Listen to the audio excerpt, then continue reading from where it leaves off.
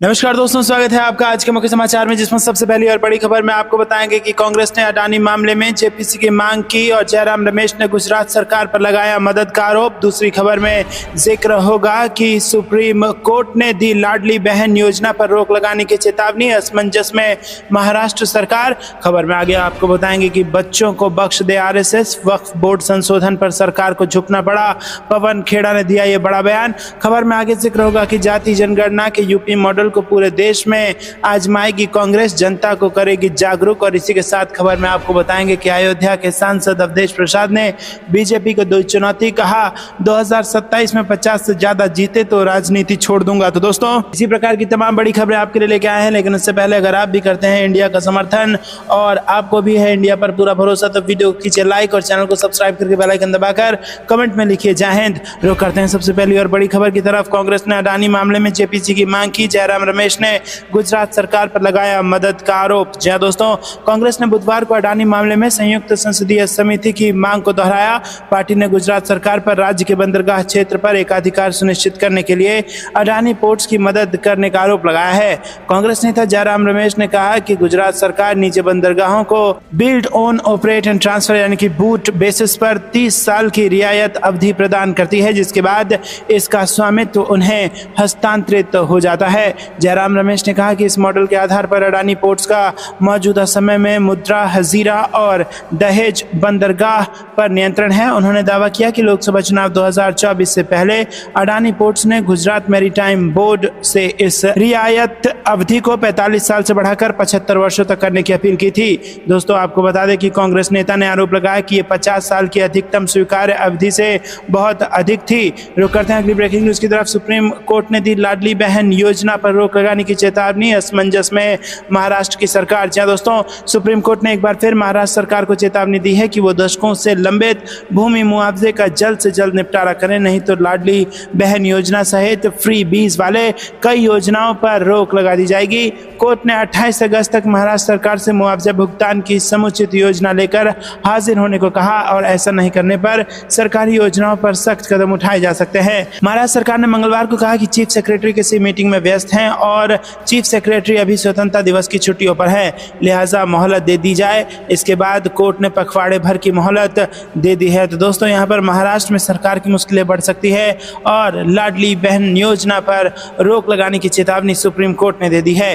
रुक करते हैं अगली ब्रेकिंग न्यूज की तरफ। बच्चों को बख्श दे आरएसएस, वक्फ बोर्ड संशोधन पर सरकार को झुकना पड़ा, पवन खेड़ा ने बीजेपी को लताड़ा। जी हाँ दोस्तों, कांग्रेस प्रवक्ता खेड़ा ने मीडिया के साथ खास बातचीत में जम्मू कश्मीर चुनाव, वक्फ बोर्ड संशोधन bill, broadcasting bill, Madhya Pradesh के कॉलेजों में पाठ्यक्रम में नई पुस्तकें जोड़ने जैसे मामले पर बात की। जी हाँ दोस्तों, आपको बता दें कि उनसे सवाल किया गया कि जम्मू कश्मीर में चुनाव का काउंटडाउन शुरू हो चुका है, जम्मू कश्मीर में 20 से 25 अगस्त तक चुनाव का ऐलान है, इसके लिए कैसी रणनीति और तैयारी कांग्रेस की रहेगी। इस पर उन्होंने कहा कि हमें पूरी उम्मीद है कि चुनाव की घोषणा होगी और चुनाव शांतिपूर्ण ढंग से संपन्न होगा ताकि जम्मू कश्मीर में फिर से लोकतंत्र की बहाली हो सके।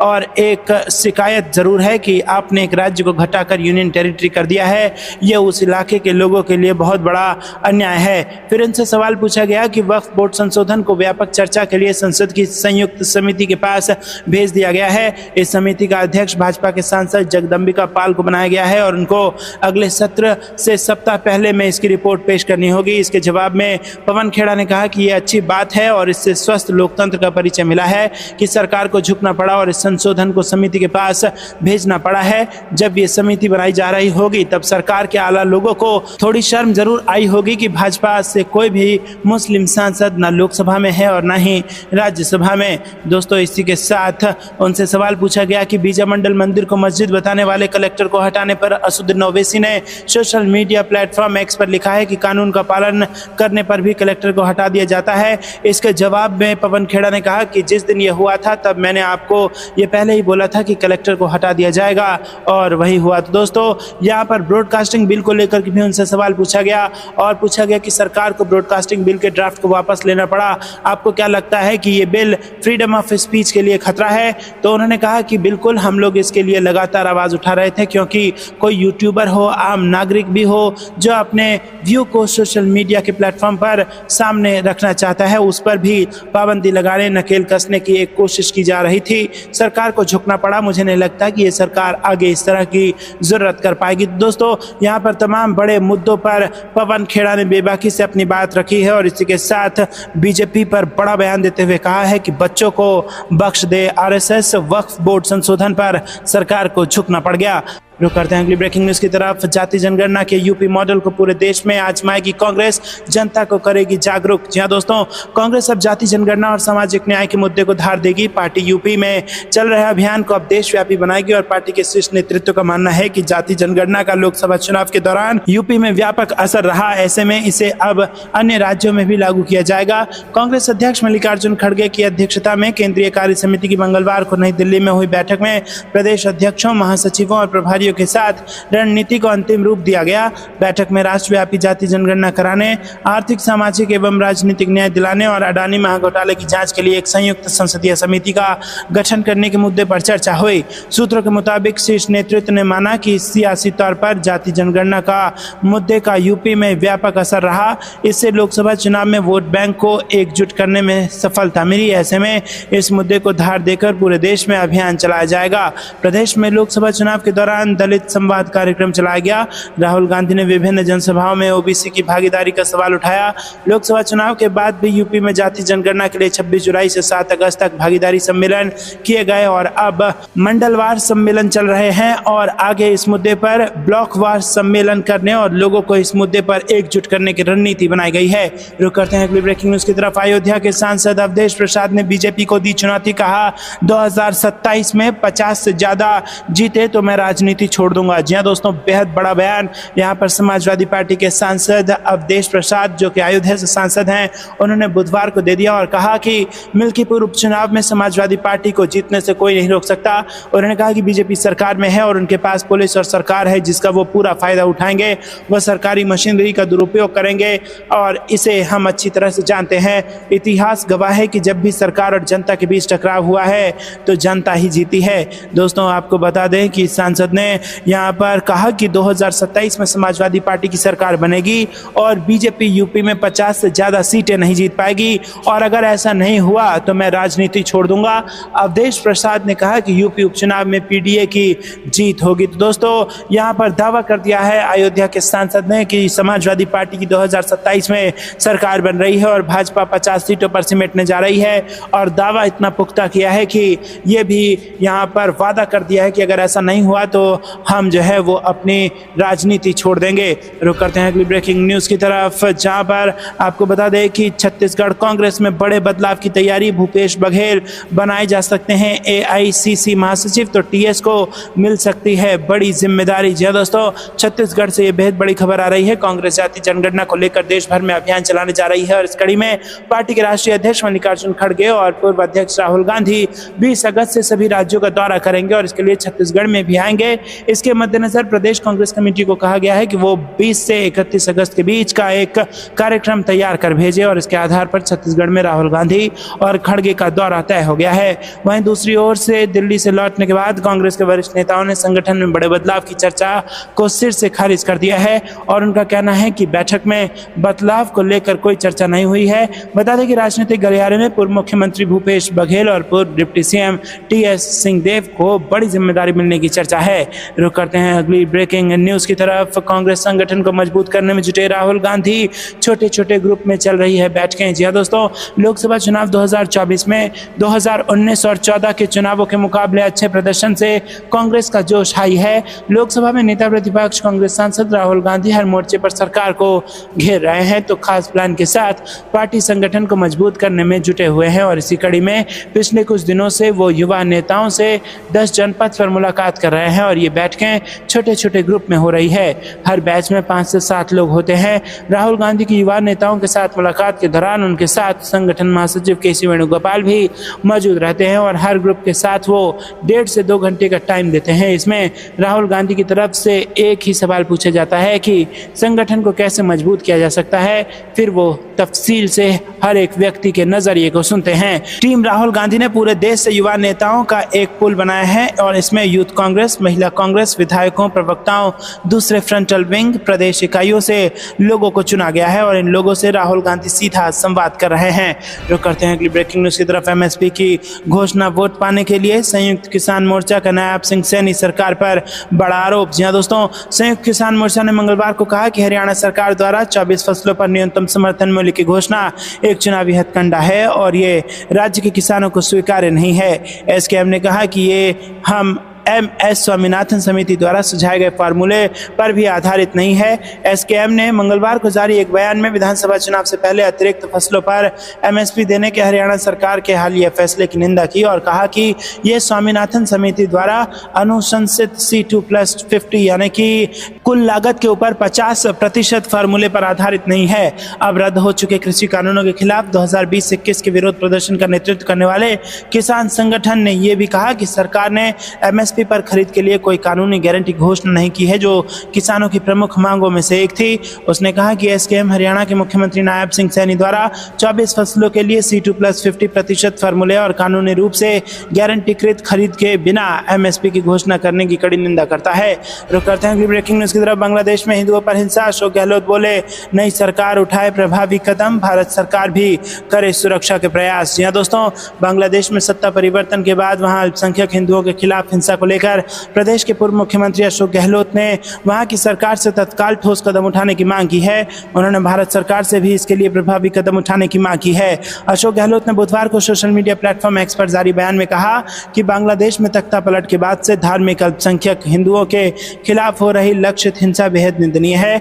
वहां की सेना और नई कार्यकारी सरकार को अविलंब इस हिंसा को रोकने के लिए कदम उठाने चाहिए। भारत सरकार तथा अंतर्राष्ट्रीय संगठनों को भी वहां हिंदुओं की सुरक्षा सुनिश्चित करने के प्रयास करने चाहिए। अशोक गहलोत ने कहा कि यह उनके लिए व्यक्तिगत तौर पर बेहद दुखदायी है, क्योंकि जब 1971 में इंदिरा गांधी ने पाकिस्तान के 2 टुकड़े कर बांग्लादेश को आज़ादी दिलवाई थी, तब तरुण शांति सेना के माध्यम से उन्हें भी भारत बांग्लादेश के सीमावर्ती क्षेत्र में आए शरणार्थियों के शिविरों में सेवा करने का अवसर मिला था। उस देश में सत्ता परिवर्तन के नाम पर शुरू हुए राजनीतिक बदलाव को धार्मिक अल्पसंख्यकों के खिलाफ हिंसा में बदलना बेहद दुर्भाग्यपूर्ण एवं निंदनीय है। रुक करते हैं ब्रेकिंग न्यूज की तरफ। मोदी सरकार में बेरोजगारी सबसे बड़ा अभिशाप, नौकरियों का जुमला हर भारतीय के साथ विश्वासघात का प्रतीक, खड़गे ने दिया ये बड़ा बयान। जी हां दोस्तों, कांग्रेस अध्यक्ष मल्लिकार्जुन खड़गे ने बुधवार को आरोप लगाया कि मोदी सरकार में बेरोजगारी सबसे बड़ा अभिशाप रही है और प्रतिवर्ष 2 करोड़ नौकरियों का जुमला हर भारतीय के साथ विश्वासघात का प्रतीक है। खड़गे ने बेरोजगारी से जुड़ी एक खबर को लेकर सरकार पर निशाना साधा, जिसमें कहा गया कि मुंबई पुलिस में कांस्टेबल के 1257 पदों के लिए 1.11 लाख महिलाओं ने आवेदन किया है। कांग्रेस अध्यक्ष ने एक्स पर पोस्ट किया कि मोदी सरकार में बेरोजगारी सबसे बड़ा अभिशाप रही है। मोदी सरकार एक हास्यास्पद PR अभियान के रूप में संदिग्ध रोजगार डेटा का उपयोग कर रही है, जिसे अवैतनिक श्रम और प्रति सप्ताह 1 घंटे के काम की गणना करके बेहद बढ़ा चढ़ाकर बताया गया है। उन्होंने कहा कि महाराष्ट्र, जहां 1.11 लाख महिलाओं ने मुंबई पुलिस में कांस्टेबल के 1257 पद के लिए आवेदन किया था, उनमें से कई को बच्चों के साथ फुटपाथ पर रात बिताने के लिए मजबूर होना पड़ा। ये बेरोजगारी की गंभीर स्थिति की याद दिलाता है। रुक करते हैं अगली ब्रेकिंग न्यूज की तरफ। उद्धव ठाकरे फिर से बनेंगे महाराष्ट्र के मुख्यमंत्री, संजय राउत का बड़ा दावा, कहा हमें किसी सर्वे की जरूरत नहीं है। जी हां दोस्तों, महाराष्ट्र में जारी सियासत के बीच उद्धव गुट के नेता संजय राउत ने मंगलवार को कहा कि ठाकरे 2 सरकार सत्ता में वापसी करेगी और इससे कुछ दिन पहले शिवसेना प्रमुख उद्धव ठाकरे ने दिल्ली में कांग्रेस नेताओं से मुलाकात की थी, साथ ही खुद को महाविकास अघाड़ी का मुख्यमंत्री चेहरा बताया था। संजय राउत ने कहा कि लोकसभा सर्वे महायुति के पक्ष में नहीं है और यहां तक कि विधानसभा चुनाव सर्वे भी महायुति के पक्ष में नहीं है। उन्होंने कहा कि हमें किसी सर्वे की जरूरत नहीं है। किसी भी हालत में ठाकरे 2 सरकार महाराष्ट्र में सत्ता में वापसी करेगी, यानी महाविकास अघाड़ी सरकार वापस आएगी और इसे कोई नहीं रोक सकता और उन्हें चुनाव की पूर्व संध्या पर कोई भी योजना घोषित करने दें, यह मतदाताओं को प्रभावित नहीं कर पाएगी। सरकार को समय पर चुनाव कराने होंगे। रुक करते हैं अगली ब्रेकिंग न्यूज की तरफ। झारखंड विधानसभा चुनाव से जुड़ी बड़ी खबर, कांग्रेस अगस्त के अंतिम और सितंबर के पहले सप्ताह में करेगी रैली और पहुंचेंगे इसमें राहुल गांधी। जी हाँ दोस्तों, यहाँ पर बड़ी खबर आ रही है। कांग्रेस अगस्त के आखिरी सप्ताह और सितंबर से पहले सप्ताह में झारखंड में रैली करेंगे। कांग्रेस केंद्रीय नेतृत्व ने देश के 4 राज्यों में होने वाले विधानसभा चुनाव के मद्देनजर रैली करने का फैसला किया है। इसकी शुरुआत महाराष्ट्र से होगी, इसके बाद झारखंड में बड़ी रैली करने की योजना बनाई गई है। कांग्रेस के प्रदेश नेतृत्व की ओर से राष्ट्रीय अध्यक्ष मल्लिकार्जुन खड़गे और राष्ट्रीय नेता राहुल गांधी से आग्रह किया गया है कि जल्द ही झारखंड में ये अभियान की शुरुआत करें। उन्होंने अगस्त के अंतिम सप्ताह में उनको आमंत्रित किया और मंगलवार को दिल्ली में कांग्रेस के राष्ट्रीय अध्यक्ष श्री खड़गे, राष्ट्रीय नेता श्री गांधी सहित आला नेताओं ने देश भर के राज्यों के प्रदेश प्रभारियों और प्रदेश अध्यक्षों के साथ बैठक की और इस बैठक में कांग्रेस ने भावी कार्यक्रम की रूपरेखा बनाई है। दोस्तों रुक करते हैं अगली ब्रेकिंग न्यूज की तरफ। राजद अध्यक्ष लालू यादव ने रेलवे की उपलब्धि को बताया अपना, पूछ दिया सीएम नीतीश कुमार से सवाल। जी दोस्तों, राष्ट्रीय जनता दल के राष्ट्रीय अध्यक्ष लालू प्रसाद यादव ने रेलवे की उपलब्धियों को अपना बता दिया है। इतना ही नहीं, उन्होंने सीएम नीतीश कुमार से सवाल पूछकर उनको घेरने की भी कोशिश की है। लालू प्रसाद ने पूछा कि सीएम नीतीश बताएं, राष्ट्रीय जनतांत्रिक गठबंधन के 10 वर्षों में बिहार को कोरी घोषणाओं के अलावा क्या मिला? हमने तो 22 सांसदों के दम पर 2004 से 9 के बीच में 5 वर्ष में ही बिहार को 1,44,000 करोड़ की सहायता राशि दिलाई, लेकिन ये तो 2014 में 31, 2019 में 29 और 2024 में 30 सांसद लेकर भी दिल्ली के सामने हाथ जोड़ गिड़गिड़ाकर झोली फैलाते हैं, लेकिन तब भी इन्हें कुछ नहीं मिलता। राजधानी में हक मांगना नहीं, छीनना पड़ता है। ये बातें उन्होंने सोशल मीडिया पर लिखी। दोस्तों रुक करते हैं अगली ब्रेकिंग न्यूज़ की तरफ। झारखंड से बड़ी खबर, विधानसभा के चुनाव के लिए उम्मीदवारों के सिलेक्शन में जुटी कांग्रेस, झारखंड आएगी स्क्रीनिंग कमेटी। दोस्तों रुक करते हैं अगली ब्रेकिंग न्यूज़ की तरफ। अल्पसंख्यक पर हेमंत सरकार मेहरबान, वक्फ बोर्ड हज कमेटी के गठन के बाद अल्पसंख्यकों के लिए अलग से शिक्षा विभाग बनाने की तैयारी। जी दोस्तों, हेमंत सोरेन सरकार झारखंड में अल्पसंख्यकों के लिए कई कदम उठाने जा रहा है और सरकार लंबे समय से खाली पड़े वक्फ बोर्ड को पुनर्गठित करेगी और इसके साथ ही उर्दू एकेडमी और मदरसा बोर्ड जैसे आयोग भी बनाए जाएंगे।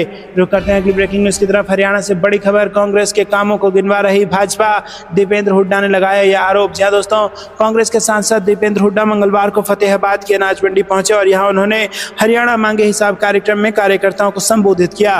उन्होंने कहा कि भाजपा कांग्रेस के कर्मों गिनवा रही है। उन्होंने कहा कि पिछले दिनों मुख्यमंत्री नायब सिंह सैनी फतेहाबाद आए थे और कांग्रेस के कर्मों को गिनवा कर चले गए और इस मामले में लीपापोती करने के लिए अधिकारों को सस्पेंड कर दिया गया है।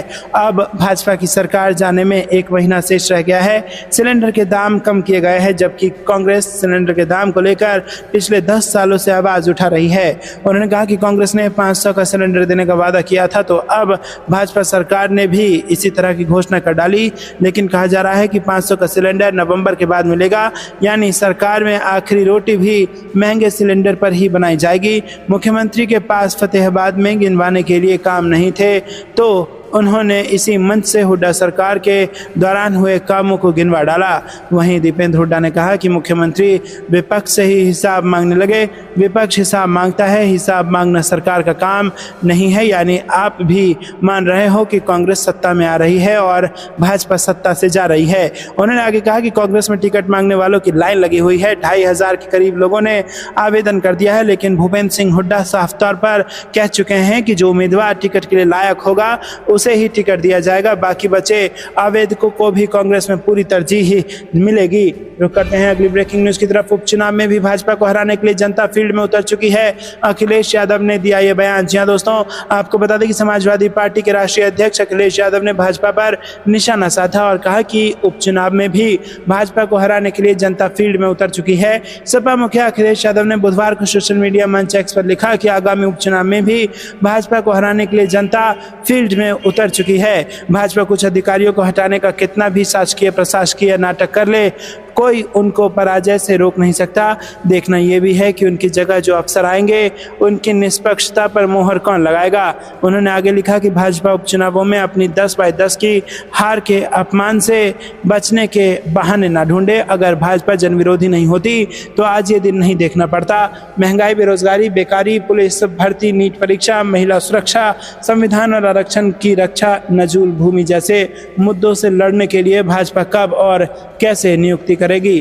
तो दोस्तों आपको क्या कुछ लगता है कमेंट में जरूर बताइए। यहाँ पर आपको बता दें कि सपा मुखिया ने कहा है कि कुछ विशेष अधिकारियों को चुनावी जिम्मेदारी से हटाने की बात कहकर भाजपाइयों ने ये बात स्वीकार कर ली है कि उनकी सरकार में शायद कुछ चुनावी घपले अधिकारियों के स्तर पर होते हैं और ये भाजपा की अपनी सरकार के साथ ही साथ चुनाव आयोग के ऊपर भी है। चुनाव आयोग स्वतः संज्ञान ले। गौरतलब हो कि उत्तर प्रदेश में 10 विधानसभा सीटों पर उपचुनाव होने हैं और सभी इनमें से 5 सीटें एनडीए तो 5 सपा की है और यूपी की फूलपुर, खैर, गाजियाबाद, मझवा, मीरापुर, मिल्कीपुर, करहल, कटेहरी और कुंदरकी के विधायक इस बार लोकसभा चुनाव जीतकर सांसद बन गए हैं और ये 9 सीटें इस तरह खाली हुई और 10वीं सीट सीसामऊ सपा विधायक इरफान सोलंकी की आपराधिक मुकदमे में सदस्यता रद्द होने के कारण खाली हुई है। इन सीटों पर उपचुनाव की अभी घोषणा नहीं हुई है। तो दोस्तों आपको जो कुछ भी लगता हो कमेंट में जरूर बताइए। वीडियो को लाइक नहीं किया तो लाइक जरूर कीजिएगा। ये थी दिन भर की सारी जरूरी और बड़ी खबरें। तक बने रहने के लिए बहुत बहुत धन्यवाद। जय हिंद, जय भारत।